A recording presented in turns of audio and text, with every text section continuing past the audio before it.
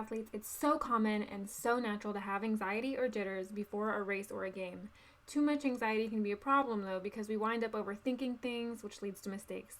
If we can learn to let go of that pre-competition anxiety, we can learn to show up to the race or the game in peak performance mindset mode to get new personal records and enjoy the race or the game way more. Hey everyone, my name's Haley and I'm an athletic mindset trainer with focusedathletecoaching.com. I have a master's degree in psychology and I'm a former college swimmer. I bring you the most helpful, actionable tips to help you get stronger, faster, achieve new personal records, and enjoy your sport more. If you stay till the end of this video, I have a free gift for you to help you avoid choking under pressure before a big race or game. So be sure to stay till the end so you can claim your free gift. The topic for today is all about how we, as athletes, can prevent choking under pressure. So why do athletes choke under pressure? There are so many theories about why athletes choke under pressure, and I'm going to go over a few just briefly before we get into how to avoid it.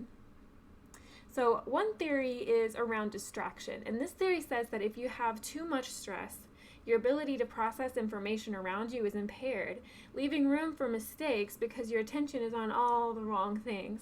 I'm a big proponent of training the attention because gaining control of your attention can help you dismiss all that irrelevant and distracting information so you can react well to the relevant cues, ultimately making you perform better in your race or game. So the second theory about why athletes mess up under pressure is that they're super hyper aware of everything. They get super on edge and they become hyper vigilant. And the nervous system gets overly excited, meaning that their mental processing is impaired. And this hypervigilance leads to mistakes like false starts in races. Analysis paralysis is a third theory about why athletes choke under stress. Just like it sounds, athletes can be paralyzed by overanalyzing certain movements they typically just do automatically. They overthink these movements that normally require very little, if any, cognitive effort. Basically, they're trying too hard to control the outcome. Yips, which we sometimes see in golfers, for example, is a consequence of trying to force a certain outcome when we overanalyze things. Ironic effect theory is another theory about why athletes choke under pressure. And this theory says that when we're too focused on not doing something, we actually end up doing it. So athletes might tell themselves, don't false start, to try to prevent a false start. But when they do that, their attention is focused on what they don't want to do instead of what they do want to do. And they ironically end up doing exactly the thing that they're trying not to do. It's like when someone says, don't think of a blue car, and then you think of a blue car. It's very difficult for most people not to think of a blue car because the attention just naturally goes there, even when you're told not to think about it. Stress and pressure can be good for performance, but only up until a point. There's sort of a point of diminishing returns, if you will, when it comes to the effect of anxiety on performance. So studies in psychology have shown us that there's sort of a sweet spot when it comes to performance, where too little stress doesn't produce the results we want, but too much stress also doesn't help us out. There's this middle ground, sort of a sweet spot that allows us to get the best results. And you can see this in this graph right here. The higher the anxiety, up until that yellow line, the better our performance. However, when we cross that yellow line, our performance starts to go down as anxiety goes up. So what happens if you're about to start a competition and you feel those like nervous, jittery feelings? And the more you try to talk yourself down, the more you try to tell yourself, calm down, the more anxiety you feel. What do you do? Especially knowing that too much anxiety is not good, like I just showed you, you've got even more pressure to calm yourself down. So I'm going to tell you a strategy to neutralize anxiety and negative thoughts that hostage negotiators use when they're talking to terrorists. And I'm using this situation to explain this strategy because hostage negotiators are pros at talking people down and neutralizing negative emotions in very high pressure situations. And of course, I hope that you'll never be in a hostage situation, but by looking at the inner workings of a terrorist's mind during a hostage negotiation, we can actually learn something about how to neutralize our own negative thoughts during a high pressure sports event. So in hostage situations, terrorists often have negative thoughts during the negotiation that make the negotiator's job harder. So for example, a terrorist might have a thought like, who is this guy trying to, get me to give up? Or why is this taking so long? And these types of thoughts that the terrorists have can prevent the negotiator from achieving the best outcome and keeping the victim safe.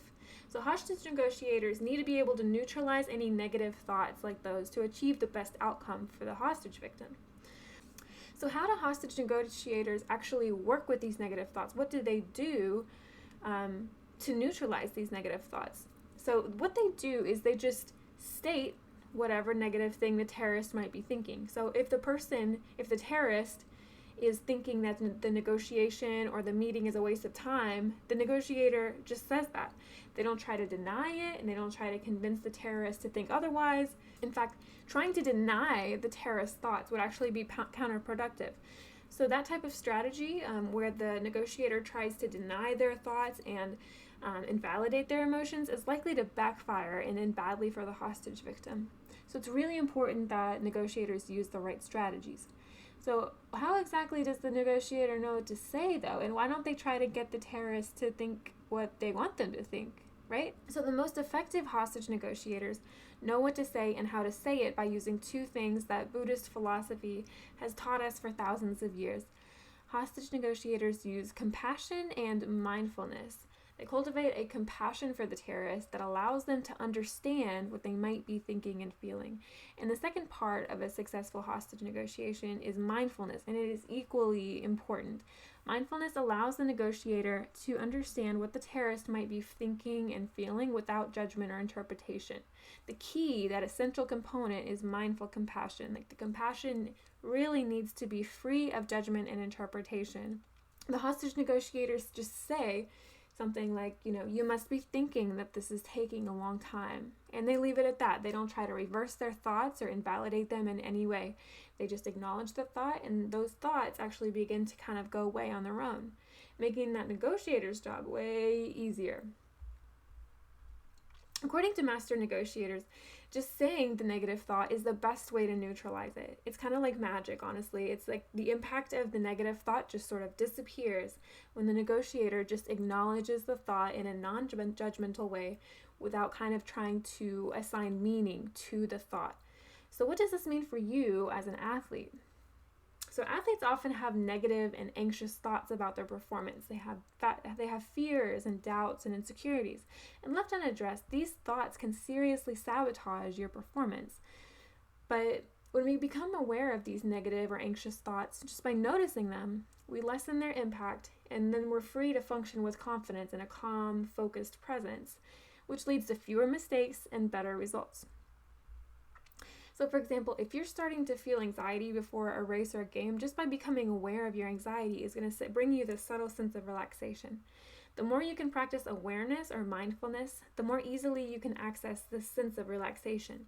You don't need to know exactly the source of your anxiety, or you don't need to interpret what it means in order to release the anxiety. You don't need to try to feel less anxious. Of course, knowing why you get so worked up before a race or game is going to be really interesting, probably, especially if you're like a psychology nerd like me. And I think we have this tendency to believe that we need to talk all of our problems out or vent about our feelings to make them go away. And maybe that's the case. But for relief from anxiety in the moment when you need calm, like before a big race or a game, for example, you're likely going to find a lot of relief just in having that mindful compassion for yourself. So how do we practice mindful compassion so that we can release negative thoughts and avoid choking under pressure? There are so many ways to start practicing mindful compassion, but one of the easiest and the quickest ways is to practice mindful meditations. Mindful meditations help you identify thoughts and feelings without judgment or interpretation, so you can let go of self-sabotaging thoughts that are holding you back from getting stronger, faster, and breaking personal records. Because you've stayed until the end, I want to say a big thank you by giving you a free gift to help you avoid choking under pressure. To help you get started, I have a beginner-friendly guided meditation for athletes that's going to walk you step by step through the process to help you release all of your anxious and negative thoughts. Just find a peaceful, quiet place where you won't be interrupted for about 10 minutes. All you have to do is follow along with the audio download. Practice this meditation every day before your workout or competition to let go of unhelpful thoughts, dissolve negative mental patterns, and avoid choking under pressure. Thanks so much for watching. If you enjoyed this video, share it with your friends so that you guys can get stronger, faster, and break new personal records together.